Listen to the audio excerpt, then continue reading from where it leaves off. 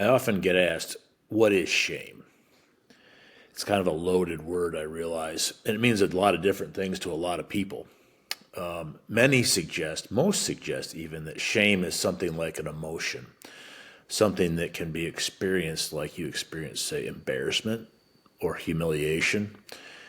But I don't think shame is an emotion. For example, when we screw up a speech or a video, we feel embarrassed. We feel exposed for the stupid thing we did. Embarrassment is an emotion. And it's an emotion that shame can use, for example, when we do screw up our speech, to prevent us from ever wanting to speak again, right? The same can be true when people applaud our speech. We feel pride that then insists we never shut up. If someone corrects our speech, for example, we can feel humiliated that we got it wrong. We feel angry that someone found our flaw, for example. And shame will then give us physical options to deal with our emotions. Shame will then either suggest we make a run for it, that we flee, or that we fight, maybe. Shame may insist we quit in disgrace. Shame may insist we find somebody to blame.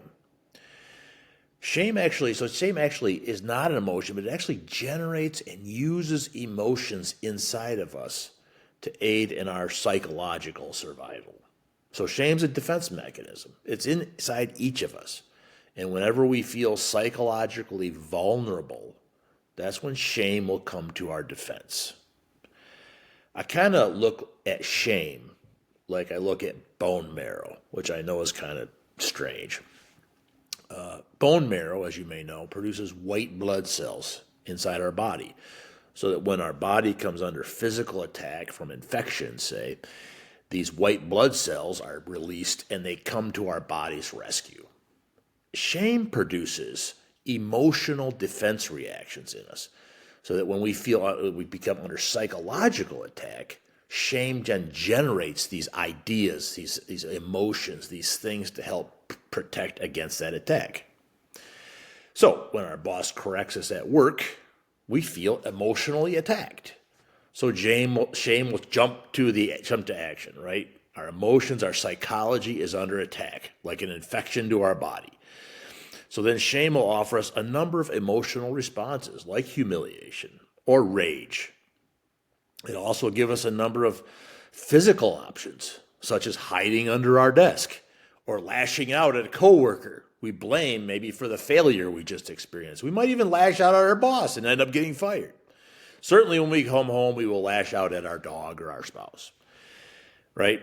So also, like bone marrow, which is hidden deep inside of our physical body, inside the very center of our body, so too shame is kind of hidden away in the inner parts of our mental construction. It's hidden deep inside there.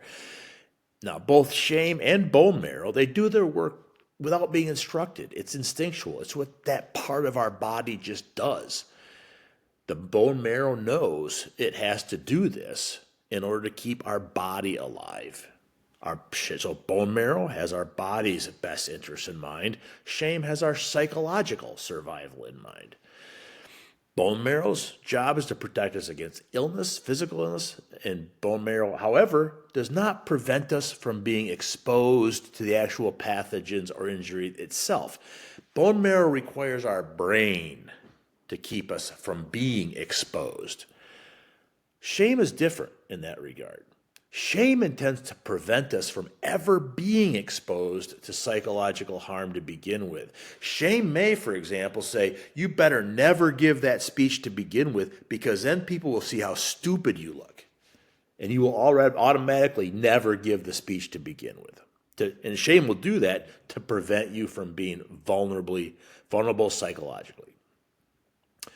Shame does this by giving us a number of disguises to wear at times. It gives us places to hide so that nobody can really see the real us, so that we will never be exposed to possible rejection and possible abandonment. That's the worst case scenario.